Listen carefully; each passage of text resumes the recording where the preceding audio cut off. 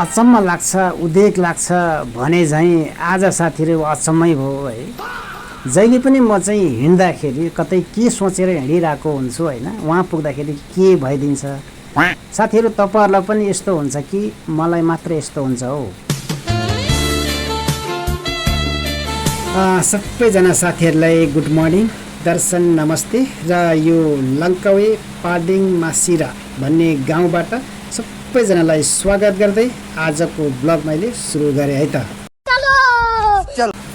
साथीहरू आज चाहिँ म नाइट ड्युटी थियौँ हामी तीनजना होइन। सो हाम्रो चाहिँ अब नाइट डे ड्युटी भइरहन्छ नि त। त्यस कारणले गर्दाखेरि चाहिँ हामी एकैसाथ अब छुट्टी पनि हुँदैन हाम्रो होइन। सेक्युरिटी गार्डमा सबैजनालाई थाहा छँदैछ। र आज चाहिँ हामी यसो सेकुवा बनाएर खाउँ न त, त्यो समुद्रमा लगेर पोले खाने भनेर सरसल्लाह गरेको लगभग एक हप्ताभन्दा माथि भइसकेको थियो। अब कहिले समय मिल्दैन, कहिले चाहिँ अब पैसा हुन्न, कहिले पानी पर्छ, कहिले निन्द्रा लाग्छ होइन। र आज चाहिँ एकदमै फाइनल, ल आज चाहिँ अब हाम्रो एकजना साथीको चुल्सरको छुट्टी पनि थियो अनि लाउन त मजाले आज चाहिँ बनाएर खाउँ भन्यो। त्यही भएर चाहिँ म चाहिँ साथीहरूलाई चाहिँ रुममा पठाएँ।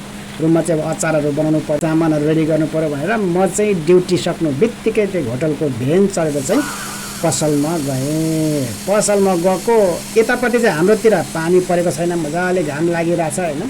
त्यो पसलमा पुग्नु बित्तिकै पानी ओहिरो नौधुरको है।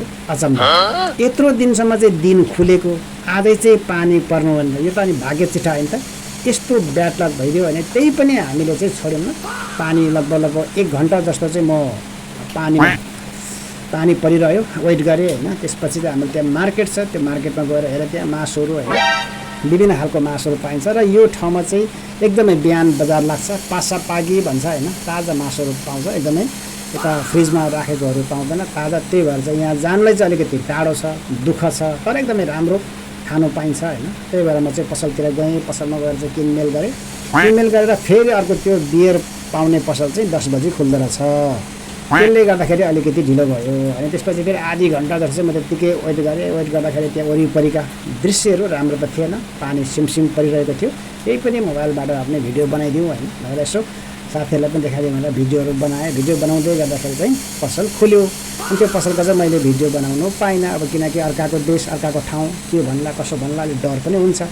त्यही भएर चाहिँ मैले त्यहाँबाट पनि सामानहरू किनेँ, बियरहरू किनेँ, रेडबुल किनेँ, चिसो किनेँ होइन। अनि साथीहरूलाई फोन गरेँ, ल साथीहरू तपाईँहरू बाटोमा आउनु होला, रेडी भएर बस्नु होला, म यहाँबाट ट्याक्सीमा आउँछु भनेर चाहिँ हामी पासिर टेङ्गर बिचमा चाहिँ मासु पोली खानु चाहिँ त्यहाँ गयो।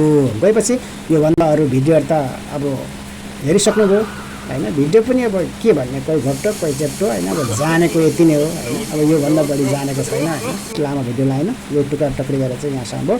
आजको सबैजनाले मेरो ब्लगलाई हेरिदिनु भएकोमा, साथ सपोर्ट गरिदिनु भएकोमा धेरै धेरै धन्यवाद। By by.